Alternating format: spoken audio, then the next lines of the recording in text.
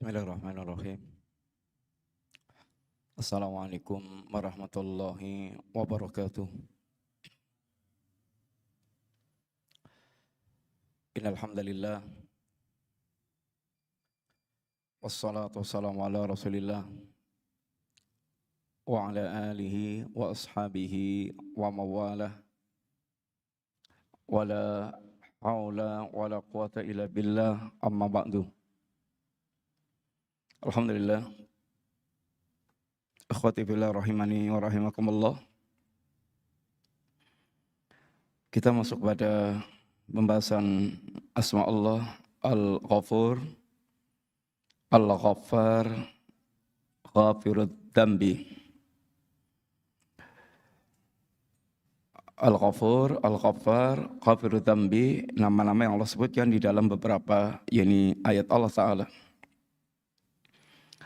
Seperti diantaranya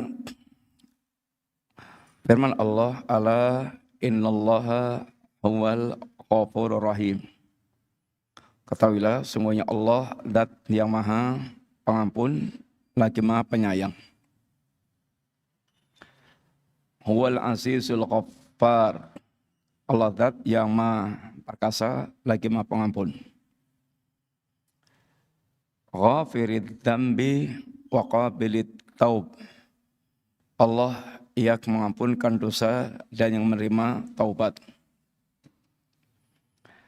Di antara kaidah yang para ulama jelaskan pula di antaranya adalah ketika dua nama Allah itu bergabung, maka menunjukkan kesempurnaan di atas kesempurnaan. Masing-masing dari nama Allah itu sudah menunjukkan tentang kesempurnaannya. Al-Ghafuru itu menunjukkan tentang kesempurnaan Allah, zat yang maha pemaaf, maha pengampun, mengampunkan dosanya para hamba. Ini adalah sempurna. Demikian pula Ar-Rahim, Allah zat yang maha penyayang. Ini secara sendiri adalah sempurna. Ketika kemudian Al-Ghafurur Rahim bergabung, itu menjadi sebuah kesempurnaan yang baru. Allah Al-Ghafur, zat yang maha pengampun, yang kadang-kadang terbayang di dalam benak seorang mengampuni itu karena lemah. Sehingga dia terpaksa itu mengampuni. Kadang-kadang terpaksa karena yaitu dia lemah. Tetapi di sini Allah menunjukkan bahwa maha pengampun Allah itu karena rahim, karena penyayang, karena Allah sayang. Sehingga bukan karena lemah. Ini adalah kesempurnaan yang baru. Maka bergabungnya dua nama itu memberikan faedah lain, yaitu kesempurnaan Allah di atas kesempurnaan. Demikian pula nama Allah Al-Azizul Ghaffar. Al-Aziz, Allah zat yang perkasa, yang tidak ada yang bisa melemahkan Allah Ta'ala, tidak ada yang bisa menghinakan Allah Ta'ala. Boleh jadi terbayang Al-Aziz perkasa itu lalu diktator. Tapi Allah gabungkan dengan Al-Ghaffar. Allah maha perkasa, tapi Allah itu maha penyayang. Allah maha pengampun. Sehingga izzahnya Allah disertai dengan Allah zat yang maha mengampunkan dosanya para hamba. Allah dengan izzahnya gampang untuk membalas manusia, tetapi Allah ternyata sangat maha pengampun. Ini adalah kesempurnaan baru. Kemudian ghafirid dambi wa qabilit taub, Allah pengampun dosa dan penerima taubat. Sekarang kita lihat ini al-makna fi haqqillahi azza wajal. Apa itu? makna Al-Ghafur, Al-Ghaffar, Ghafurudz Dzambi berkaitan dengan makna ini haknya Allah Ta'ala. Fal Ghaffaru ini as-sattar lidunubi ibadihi. Al-Ghaffar adalah as-sattar yang banyak menutupi yaitu dosanya para hamba. Yang banyak menutupi dosanya ini para hamba. Yang ini adalah muncul dari kelembutan Allah Subhanahu wa taala. Wasatru, adapun penutupan, menutup dalam bab ini, annahu la yakshifu amral abdi li khalqih.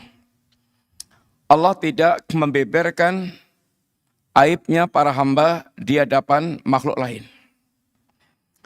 Kalau seandainya aib kita ini satu aja dibuka oleh Allah Ta'ala, mungkin kita sudah nggak ada harganya lagi di hadapan yaitu manusia. Aib kita tentu sangat banyak banget. Tetapi Allah banyak tutupi. Allah banyak menutupi dengan maghfirahnya aib-aib para hamba. Sehingga manusia masih memiliki yakni harga diri di hadapan yakni makhluk yang lainnya. Allah Subhanahu wa taala tidak membuka, tidak menyingkap yakni tutupnya sebagai hukuman Allah Ta'ala. Allah tidak yakni membuka aibnya. Kalau Allah buka aibnya, maka akan yakni hancur manusia. Banyak manusia yang mereka ini jatuh harga dirinya, sehingga dengan ditutup aibnya oleh Allah SWT, maka dia masih memiliki kemuliaan harga diri di hadapan para yakni makhluk. Wal Ghafur, Allah Al-Ghafur alladzi lam yazal yaghfirudz dzunuba. Allah Subhanahu wa taala Al-Ghafur, Allah ayat zat yang senantiasa mengampunkan dosanya para hamba, wa yatubu ala kulli man yatub, dan Allah senantiasa menerima taubatnya orang mereka bertaubat. Kama yasturu ra'sal muharib, sebagaimana Allah ketika menutup ini kepalanya orang yang berperang dari kena ini senjata helm, ini helm yang menutup kepala seorang, sehingga dosanya orang ditutup oleh Allah Ta'ala. Dengan maghfirah Allah, ini Allah tutup dosanya, sehingga dia bisa yaitu tertutupi dosanya, dan wa yaqihi ad-darabat, tutup kepala itu bisa melindungi dari berbagai macam pukulan-pukulan yang menimpa ini kepalanya. Ini adalah makna Al-Ghafur atau Al-Ghaffar, berkaitan dengan nama Allah Ta'ala. Ini Allah, zat yang menutupi aibnya para hamba, dosanya para hamba, sehingga tidak tersingkap ini aib itu di hadapan para ini makhluk. Min atharil iman bi hadhil asma al-karimah. Sekarang apa dampak keimanan yang muncul dalam diri seorang hamba ketika dia mengetahui nama Allah ini Al-Ghaffar atau Al-Ghafur, Ghafirudz Dzambi ini? Awalan, yang pertama, mahabbatullah azza wa jalla wa hamduhu wa syukruhu ala rahmatih li ibadihi wa ghafara wa ghufranuhu li dzunubihim. Yang pertama adalah munculnya kecintaan seorang hamba kepada Allah Ta'ala. Fitrahnya seorang itu terhadap orang berbuat baik kepada dia akan mencintai. Bayangkan antum punya kesalahan besar di hadapan seseorang. yang harusnya Anda dijatuhkan hukuman yang sangat yaitu keras. Tetapi ternyata orang itu kemudian memaafkan kita, mengampunkan kesalahan kita. Maka pasti akan timbul kecintaan. Itu adalah fitrah manusia. Bagaimana dengan kita dengan Allah Ta'ala? Ketika dosa kita sangat banyak kita menggunakan fasilitas Allah untuk bermaksiat kepada Allah Ta'ala, tetapi justru Allah ini masih memaafkan kita, mengampunkan dosa kita. Maka seperti ini mengundang kecintaan hamba kepada Allah Ta'ala. Oleh karena itulah, semakin hamba itu mengenal Allah Ta'ala, akan semakin mengenal kesempurnaan Allah Ta'ala, maka akan semakin tumbuh kecintaan yang besar kepada Allah Ta'ala. Yang paling, maka dikatakan Ibnu Qayyim, yang paling sempurna menghamba kepada Allah adalah orang paling orang yang mereka beribadah menghamba kepada Allah dengan seluruh nama dan sifat Allah Ta'ala. Sehingga sangat erat hubungan antara mewujudkan penghambaan kepada Allah dengan mengenal nama dan sifat Allah Ta'ala. Demikian pula pujian kepada Allah Ta'ala. Semakin Allah terpuji dari segala sisi. Pujian Allah sebanyak pada seluruh nama yang Allah miliki. Anta kama asnaita ala nafsik. Engkau ya Allah terpuji sebagaimana engkau memuji diri Anda sendiri. Pujian Allah dari segala sisi. Satu di antara sisinya adalah sisi Allah yang suka mengampunkan kesalahan para hamba. Allah yang senantiasa banyak mengampunkan kesalahan para hamba. Wa syukruhu ala rahmatih.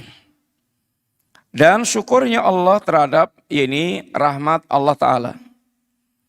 Ampunan Allah adalah bagian daripada rahmat Allah. Ketika Allah mengampunkan kita, artinya Allah menyayangi kita. Sehingga ampunan Allah merupakan bagian daripada kasih sayang Allah kepada kita. Maka seorang yang mereka tahu bahwa dia diampunkan Allah itu, artinya Allah sayang kepada dia dengan nikmat ampunan tersebut, maka dia betul-betul sangat bersyukur kepada Allah atas nikmat rahmat pengampunan Allah kepada dirinya. Kasih sayang Allah sehingga Allah mengampunkan dia ala rahmati li ibadi wa ghufranihi lidunubihim, atas rahmat Allah kepada hambanya, sayangnya Allah kepada hambanya, dan atas ampunan Allah terhadap dosa-dosa yang mereka miliki. Wa hadzal athar yathmuru fi qalbil mu'min ta'atallahi azza wajal. Dan dampak ini ketika hamba mencintai Allah Ta'ala, hamba kemudian memuji Allah Ta'ala, hamba senantiasa mensyukuri nikmat Allah Subhanahu wa Ta'ala tersebut, maka ini akan membuahkan dalam hatinya seorang hamba mukmin ketaatan kepada Allah Ta'ala.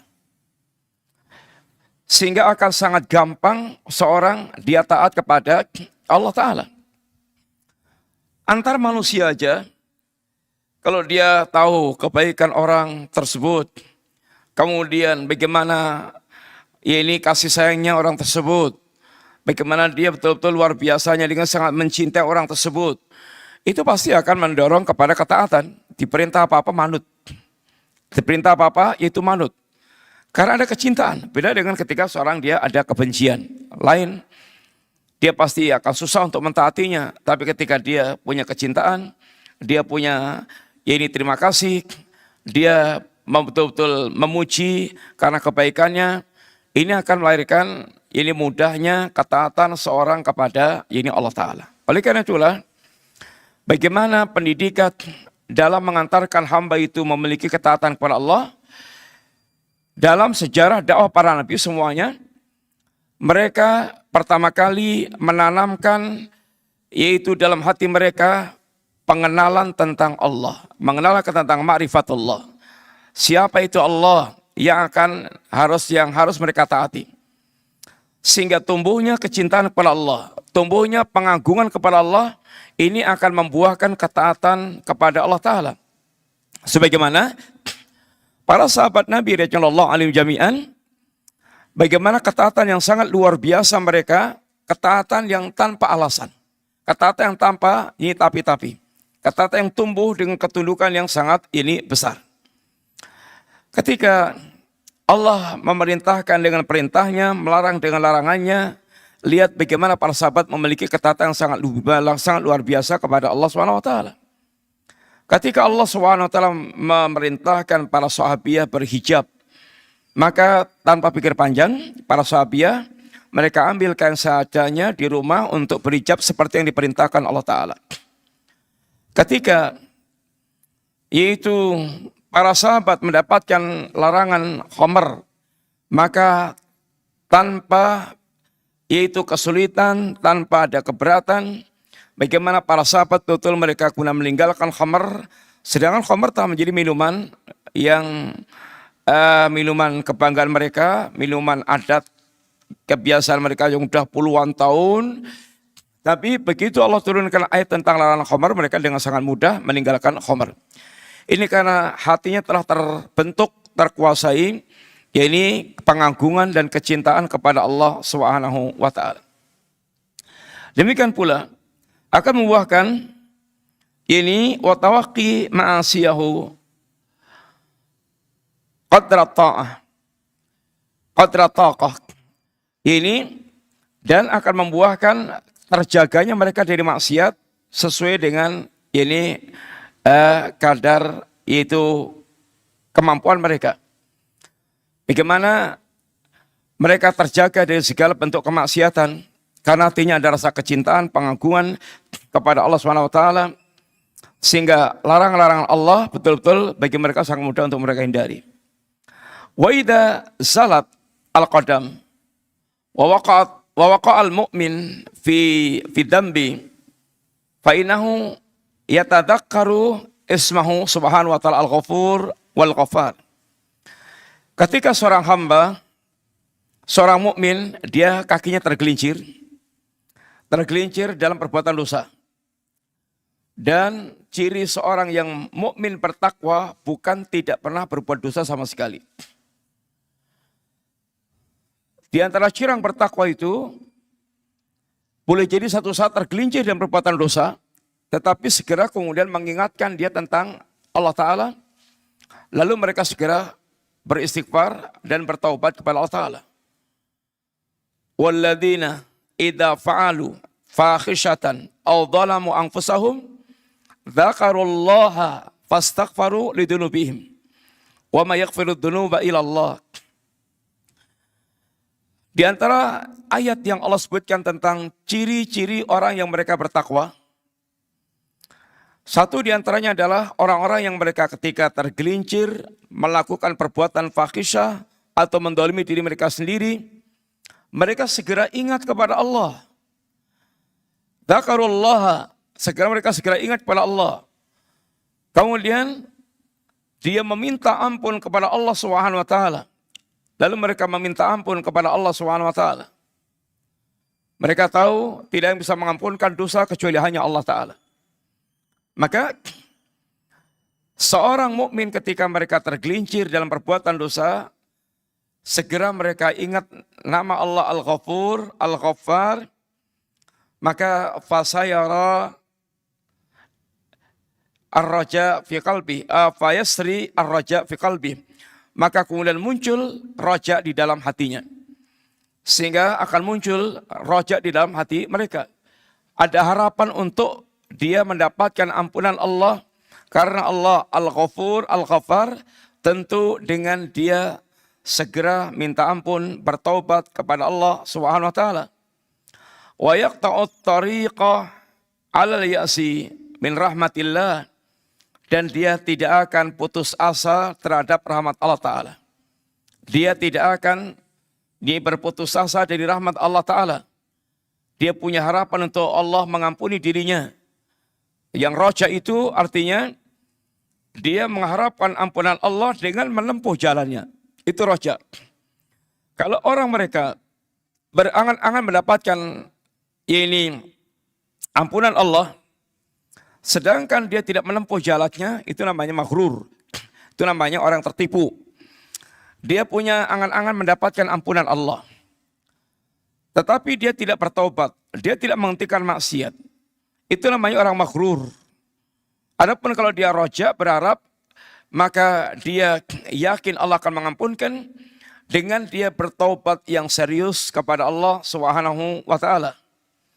Wa yusinu dzan bi rabbih alladzi yaghfiru dzunuba jami'an, dan dia bersangka baik kepada Allah yang Allah akan mengampunkan dosa mereka semuanya. Bersangka baik, sekali lagi, berbeda dengan orang yang mereka ini tertipu. Orang yang mereka bersangka baik, pasti dia melakukan perbuatan yang mengantarkan dengan sangkanya itu. Dia bersangka baik kepada Allah mengampunkan dosanya, yaitu dengan dia bertobat. Kalau dia bertobat, pasti Allah akan mengampunkan dosanya. Itu bersangka baik.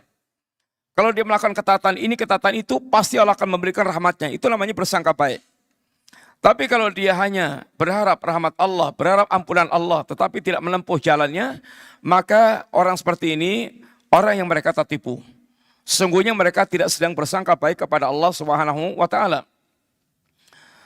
Kemudian yang kedua,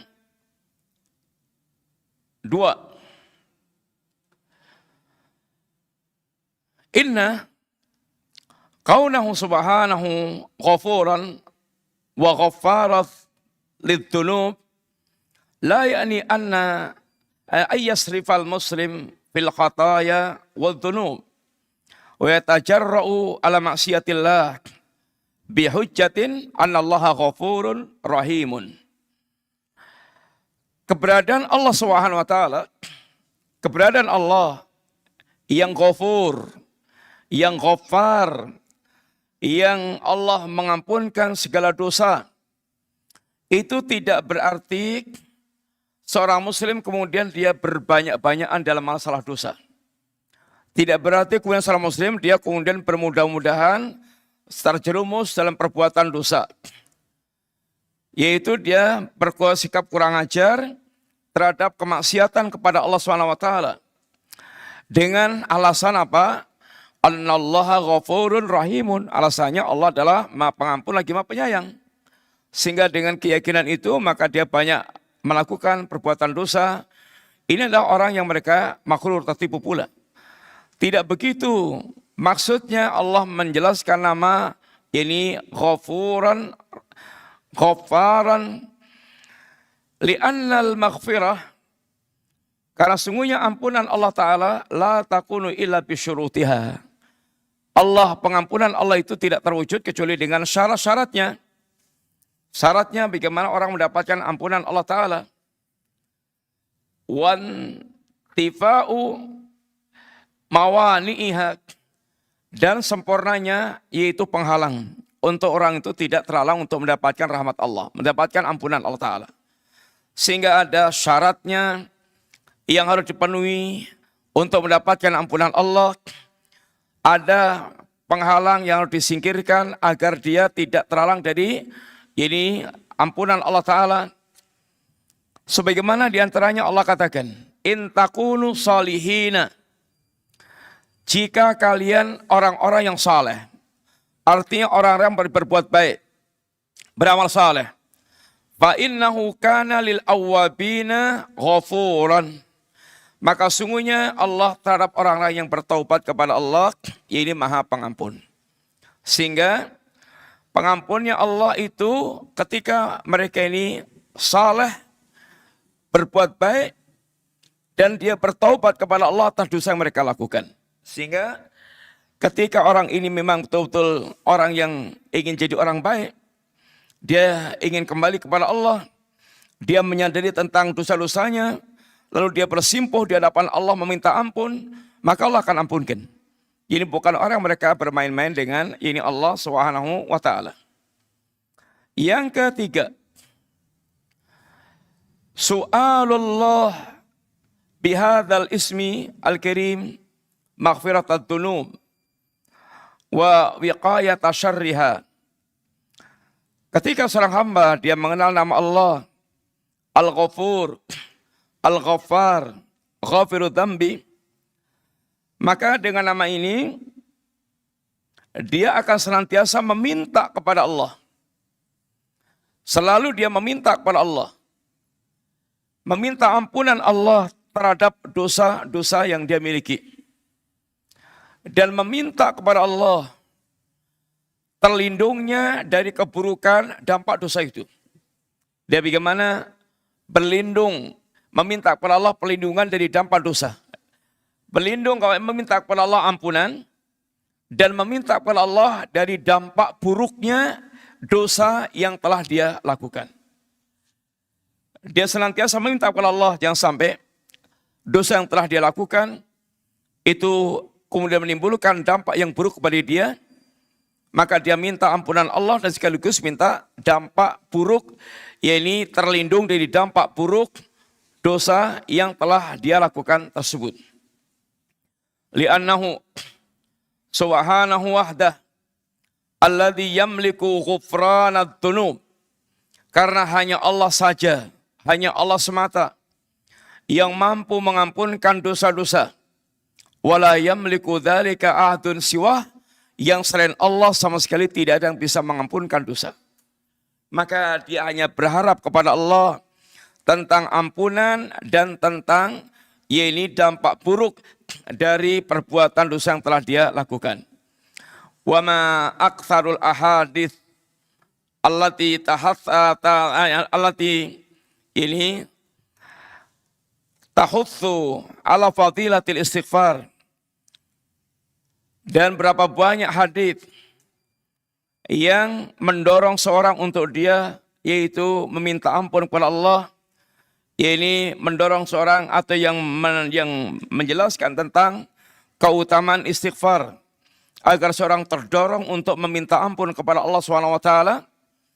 Wa min ashhuriha, dan di antara yang paling terkenal doa untuk meminta ampunan kepada Allah adalah hadis Sayyidul Istighfar, hadis Sayyidul Istighfar. Gimana bunyinya kawan Sayyidul Istighfar? Allahumma anta rabbi la ilaha illa anta khalaqtani wa ana abduka wa ana ala ahdika wa wa'dika mastata'tu abu laka bi ni'matika alayya wa abu bi dzambi faghfirli fa innahu la yaghfiru dzunuba illa anta. Ini yang diajarkan Nabi untuk jadi wiritan, ini pagi, sore, agar menjadi wiritan seorang hamba sehingga senantiasa meminta ampunan kepada Allah Subhanahu wa taala yang hanya Allah yang bisa mengampunkan, yaitu dosa. Dengan dia mendahului dengan yaitu kondisi dirinya, Allah ini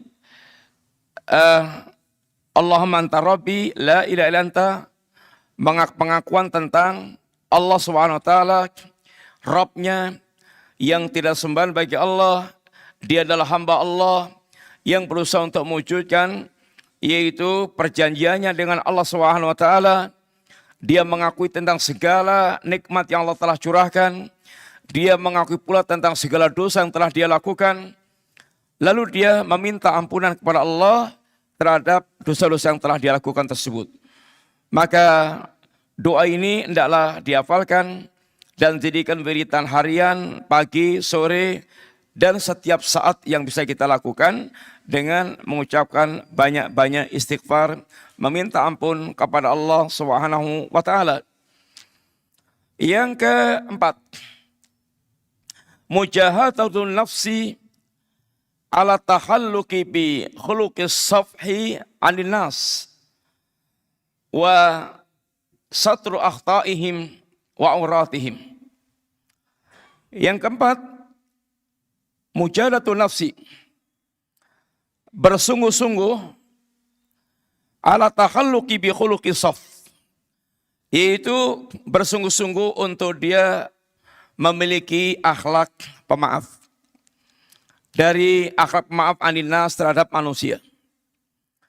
Bagaimana Allah Subhanahu wa taala mencintai sikap pemaaf, maka dia bagaimana berhias untuk bisa memiliki yakni akhlak pemaaf.